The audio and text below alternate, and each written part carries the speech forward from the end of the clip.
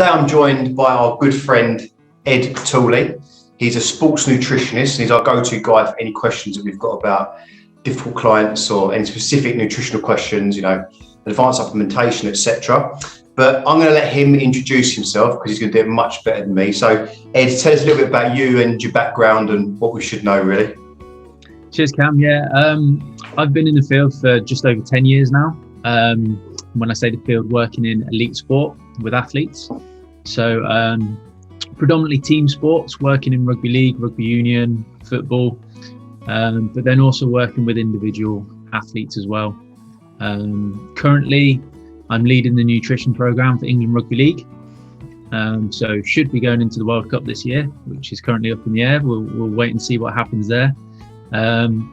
Also working with Jordan Taekwondo. So we've just had a successful Olympics with Salah getting a silver, and then also I've just joined the City Football Group, so the group that own Man City, but working with their wider teams, so teams that are out in India and other places, parts of the world. Fantastic. So I guess Sorry. Yeah, I was just going to say on top of that, I got some individual clients, whether they be amateur athletes or just clients looking to be healthier or lose some weight, etc. And then working with you guys. Cool. So I guess a lot of your stuff at the moment is been online then due to the pandemic. A lot of it's been this type of thing, yeah? Yeah, that's it. It's gone from being sort of in that team environment and seeing clients on a face-to-face basis to adapting to having to be on Zoom 24/7 and speaking to people by phone and trying to judge things without necessarily having that physical measure or speaking to them in person. Yeah, but it obviously opens up a lot of opportunity with speaking to people all around the world. So it sounds like you're dealing with Jordan and different countries, so it makes that a little easier, right? Exactly. It's just almost common practice now. So it has given me the ability to work with the likes of those guys. So yeah, it's good. Perfect. Well, I mean, here we are on a Zoom call rather than recording it in an actual room. So you're up north somewhere and I'm down south, but here we are. So the subject of today is going to be alcohol. The reason we talk about, you might see in our branding as a company, like our messaging truth. Obviously, we deal with a lot of business leaders and people that work in the city and in finance and law. And as kind of a byproduct of that job role, that seniority, there is a lot of alcohol that comes into play. You've got things like, being taken out by clients, so entertaining, being taken out for dinners and, traveling to different countries for meetings, whenever that starts again.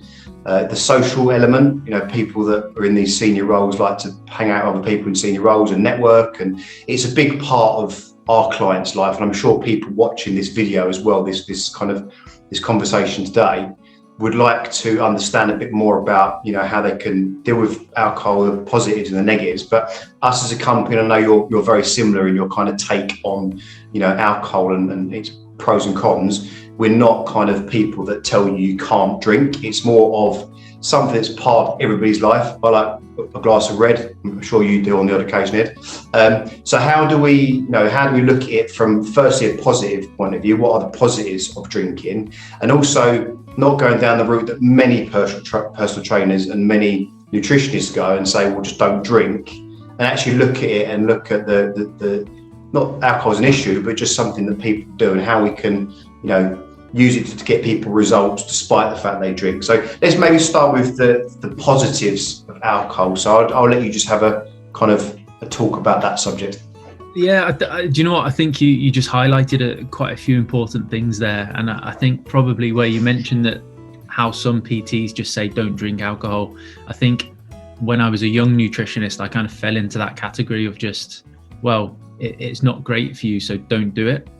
And maybe it's a little bit different in the elite sports world because it probably is easier to be restrictive like that. And, there would be scenarios where with certain professional sports teams, we almost have a collective agreement within the squad that, right, we're going to really focus on training and competition over this period.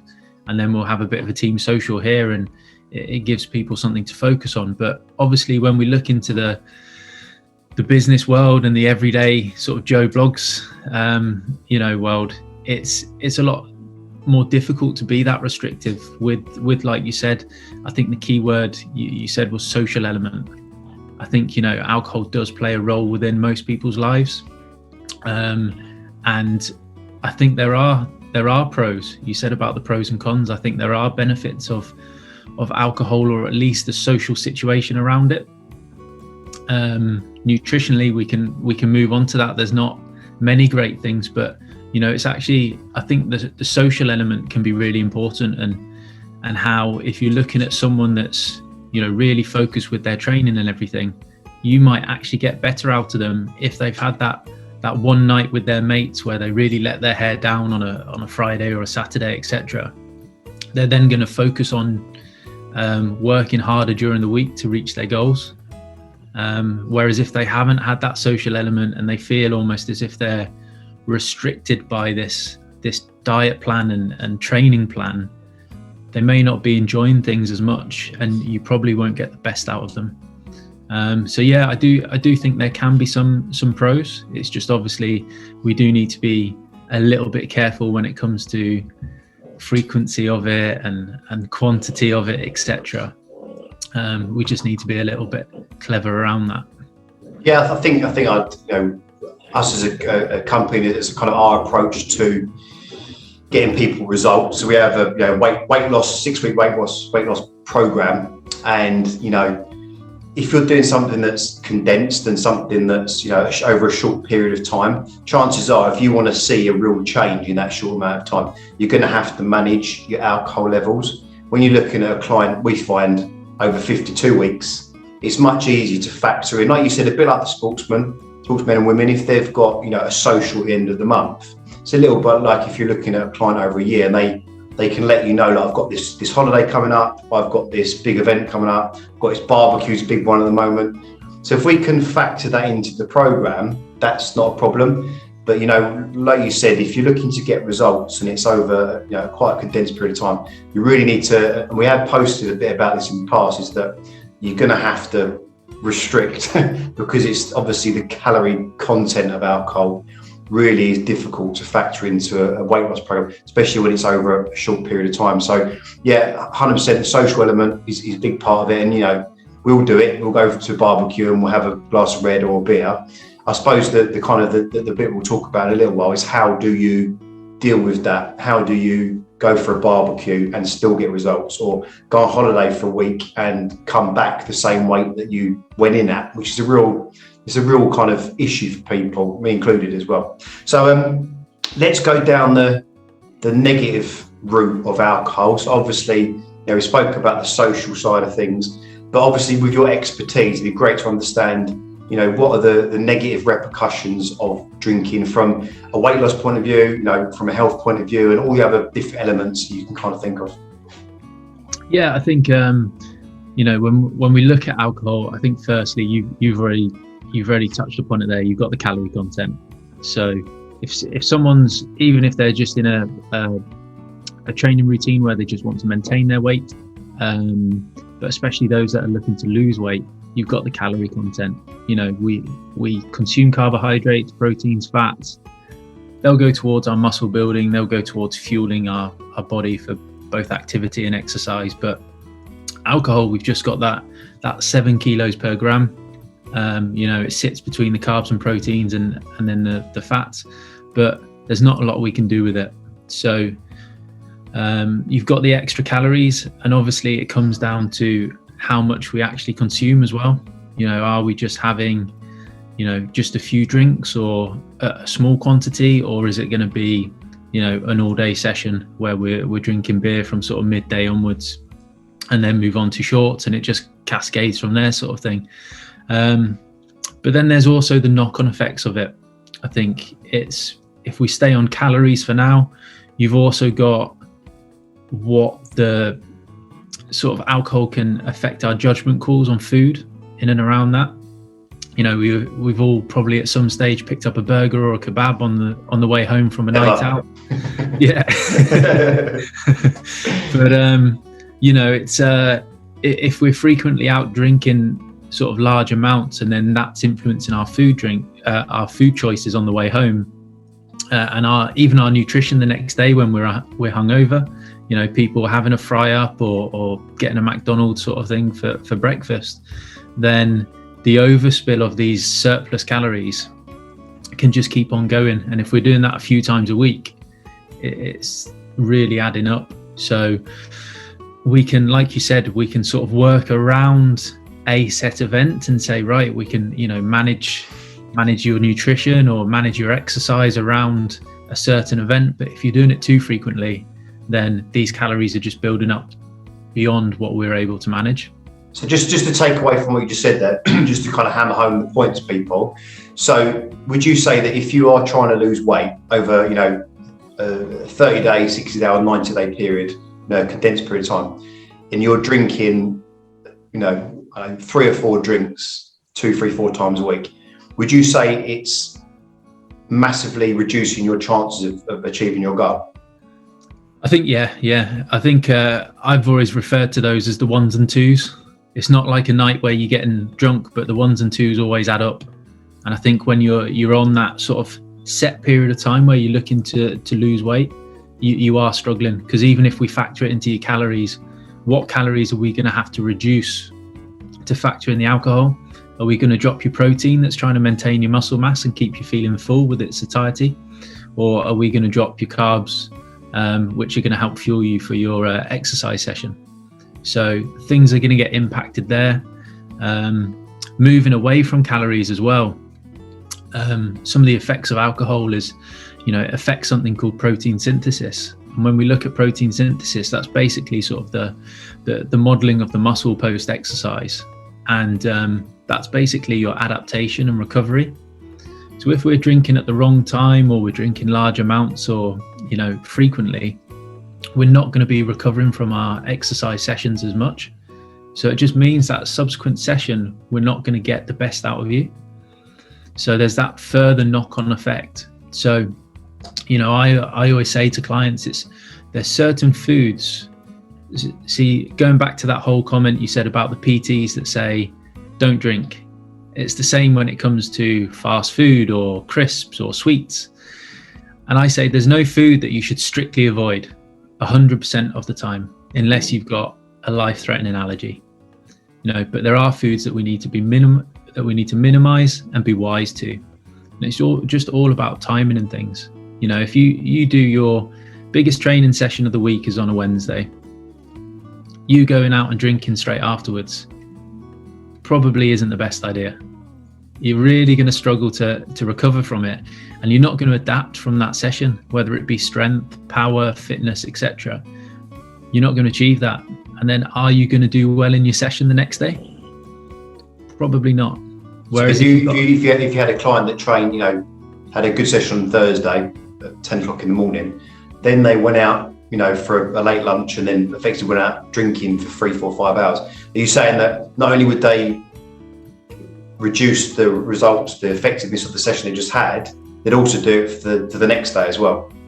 Yeah, there's that knock-on session, because I think we all know when it comes to muscle soreness, that sort of comes within the 24, 48 hour period, and that's where the muscles recovering from that session, you know, that delayed onset of muscle soreness, you know, that's part of the adaptation process.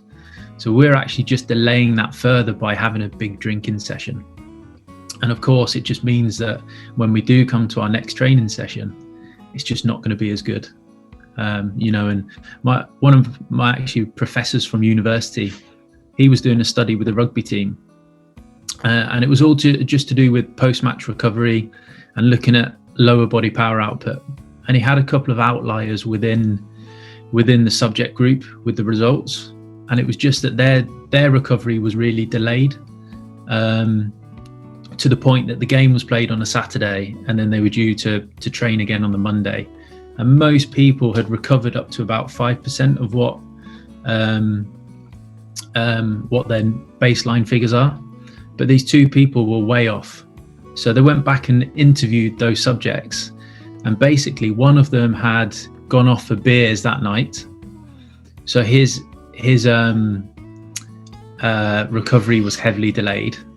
And then one person who had started to recover really nicely in the first 24-hour period then all of a sudden went backwards. And when he was interviewed, he had a big family barbecue where he literally had like 4 or 5 hours on the beers as they were cooking the meat and eating the food.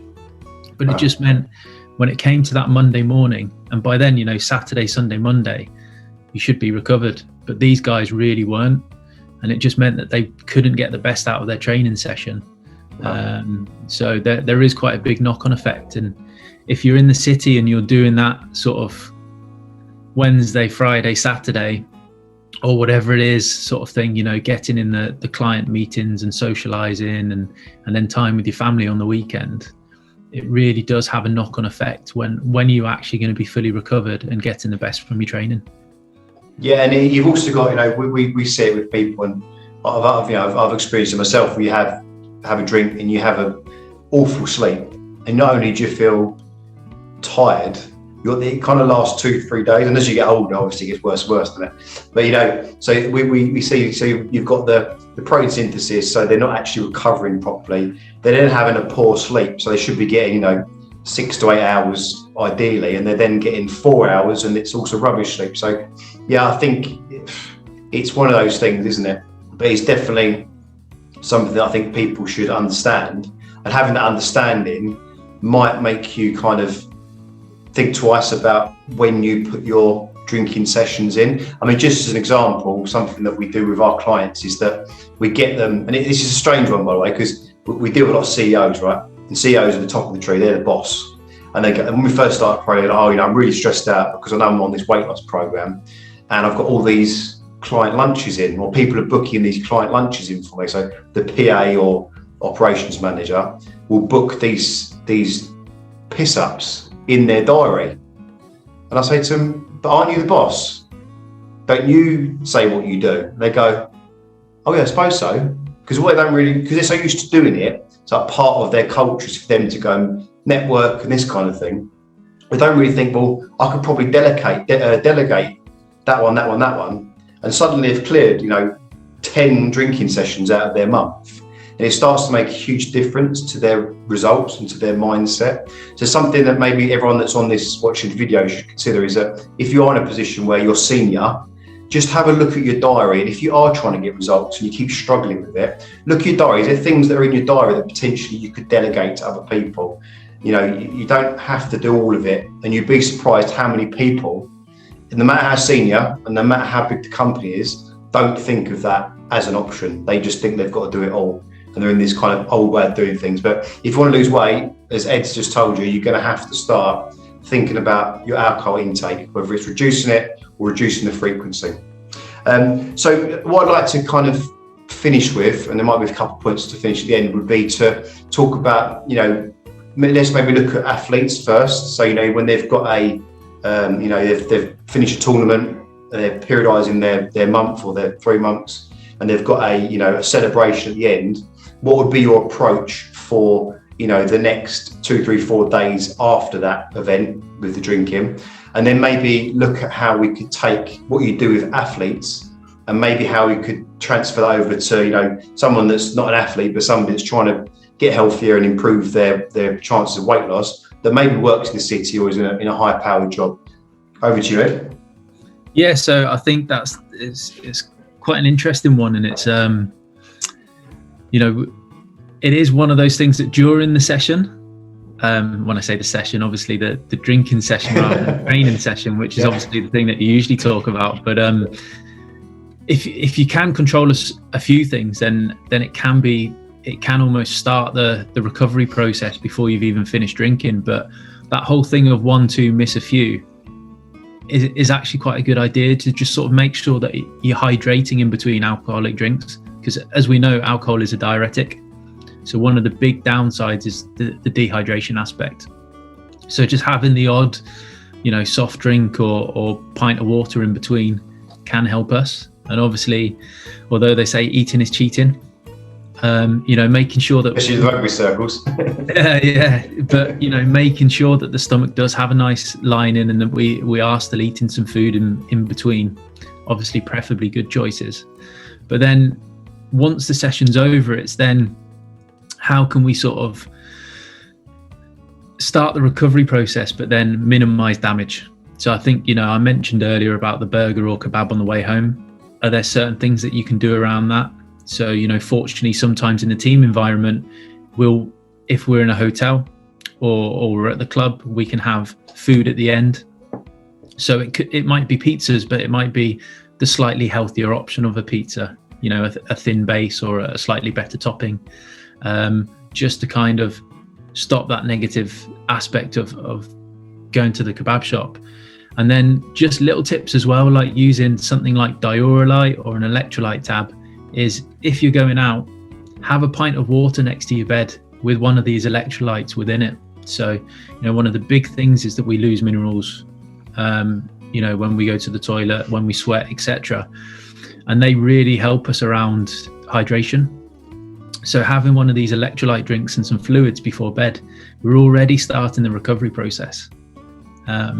And then that just goes on. If you can afford, if it is a weekend, if you can afford a little bit of a lay-in the next day, catch up on that sleep, because like you said, broken sleep, poor sleep is unfortunately an aspect of drinking alcohol. So if we can sort of recover from that a little bit more, or if we can't sleep in, if someone's got kids or they've got an appointment in the morning, etc., and they can't lay in, then can you factor a nap in later on in the day?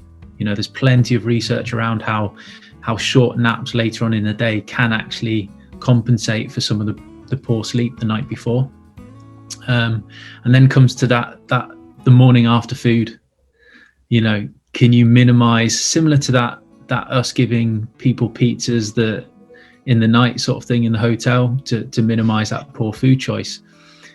Are there things that you can do within your own kitchen, making sure that you've got some good appealing food for the morning after, rather than resorting to your poor choices?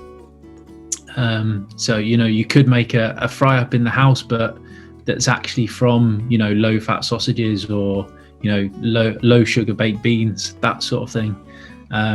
Some eggs in there, but maybe skip the 4 rounds of toast and just have 1 or 2.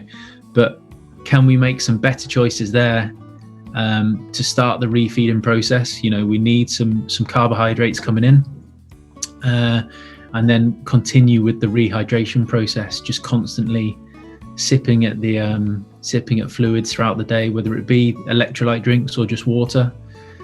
And then if you're a coffee drinker, having the odd coffee, a little bit of caffeine can help with taking the headaches away. Oh, so that's real good information. I think maybe what would be a good thing to understand would be, we talk to our clients about, if there could be people watching this, they're thinking, right, I've got to book 2 lunches in next week and a week after. What would be the best choice to tell my PA or, my EA, where would be the best choice for them to have that lunch? So for example, they might have the Italian booked, they might have a Chinese booked. What in your opinion would be the top 2 kind of restaurant choices that people should take if they know they're going to be eating and drinking, where they can maybe get better choices given to them off the menu? Yeah, I think, any restaurant where you can kind of manipulate what's on your plate. If you're booking it in a buffet or whatever, it's probably not going to be great, because you are going to have that huge amount of excess calories coming in as well. But you say we're like an Italian, it doesn't have to be a huge plate of pasta. It could be, a fresh fish dish, something like that. So I think we can control our calories around that and make some better food choices. But I think importantly, it's as well with these lunches, if they're factored in, it's what we drink at the actual lunches. Are we going to drink some, like you mentioned, wine, or some sort of shot with a low calorie mixer, where you're only going to drink a few of these things? Or if we go for a lager, we tend to drink more and more, and then you've got more excess calories coming in and sugars from it, and then the calories really sneak up. So it's making the right choices around what alcohol we have. A glass of wine or something like a gin and slimline tonic would be much better than having bottle or pint after pint of beer or lager. Perfect. Great advice there, Ed. So I think we'll wrap it up now because we've done about half an hour and people with attention span nowadays is quite short. So I think we've covered quite a lot there. So what we're going to do, underneath this video, I'm going to post this probably on LinkedIn, 3 different social channels. So we'll put Ed's details on there so you can look at his website and check out what he's doing. We'll put our website underneath the video as well, where you can kind of check out what we're doing as well. And we've got some kind of free products that we're happy to share as well to people that have watched this video. We've got an alcohol guide, which could be of benefit to people that have watched this today. A grab and go guide for people that are looking for healthy snacks to grab on the go. And there's a couple of different kind of ways that both Ed and I can help you. So do feel free to kind of comment underneath this, ask any questions, and I'm sure Ed would be happy to help you on those side of things as well. So brilliant. Thank you, Ed. Appreciate your time, mate, and see you soon. Yeah.